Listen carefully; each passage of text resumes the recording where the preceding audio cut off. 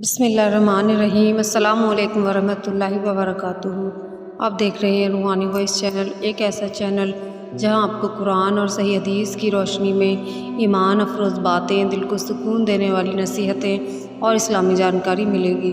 اگر آپ چاہتے ہیں کہ آپ کا ہر دن اللہ کی یاد سے روشن ہو تو ہمارے چینل کو سبسکرائب ضرور کریں اور ویڈیو کو آخر تک ضرور دیکھیں۔ آئیے اللہ اور اس کے رسول کا نام لے کر آج کی ویڈیو کی شروعات کرتے ہیں۔ صلی اللہ تعالیٰ علیہ وسلم۔ قیامت کے دن سب سے پہلا سوال کس چیز کا ہوگا؟ ذرا سوچئے، ایک دن ایسا آئے گا جب نہ ہی تو موبائل ہوگا، نہ پیسہ، نہ دوستوں کا سہارا اور نہ کسی کی سفارش۔ صرف ایک میدان ہوگا، وہ ہوگا میدان حشر۔ اربوں خربوں انسان ایک ہی جگہ پر جمع ہوں گے۔ سورج بہت ہی قریب ہوگا، ہر شخص اپنی فکر میں ڈوبا ہوا ہوگا۔ اس دن باپ بیٹے سے دور بھاگے گا، بھائی بھائی کو نہیں پہچانے گا، ماں اپنے بچے کی بھی پرواہ نہیں کرے گی۔ ہر زبان پر صرف ایک ہی پکار ہوگی، یا اللہ میری نجات فرما۔ اور پھر انسان کو اللہ تعالیٰ کے سامنے کھڑا کر دیا جائے گا۔ اس وقت نہ جھوٹ چلے گا، نہ ہی کوئی بہانہ، نہ دنیا کی شہرت کام آئے گی اور نہ ہی کوئی دولت۔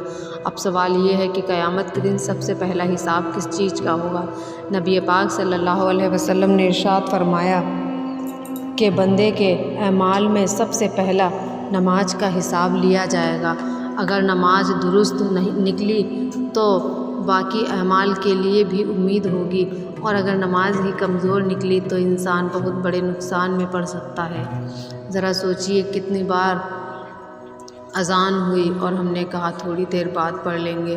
کتنی بار دنیا کے کام کو نماز پر ترجیح دی۔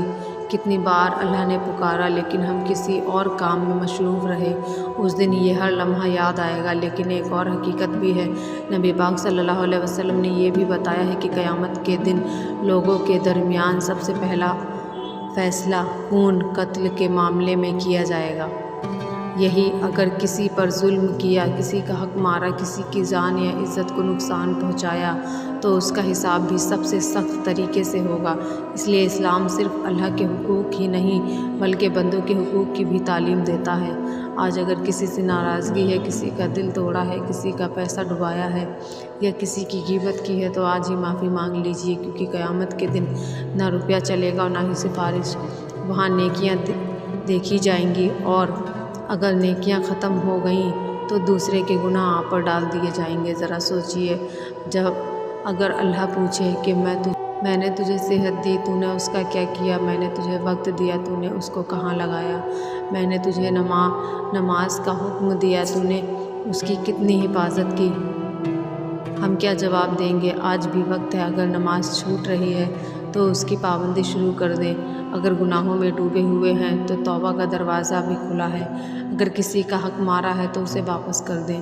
اللہ تعالیٰ فرماتا ہے کہ وہ توبہ قبول کرنے والا ہے اور نہایت مہربان ہے، اس لیے مایوس مت ہوئیے۔ ایک سچی توبہ، ایک سچا آنسو اور ایک سچا سجدہ انسان کی زندگی کو بدل سکتا ہے۔ آج ہی اللہ سے وعدہ کیجئے کہ یا اللہ مجھے نماز کی پابندی عطا فرما، میرے گناہ معاف فرما، مجھے قیامت کے دن رسوائی سے بچا اور اپنی رحمت کے سائے میں جگہ عطا فرما، آمین یا رب العالمین۔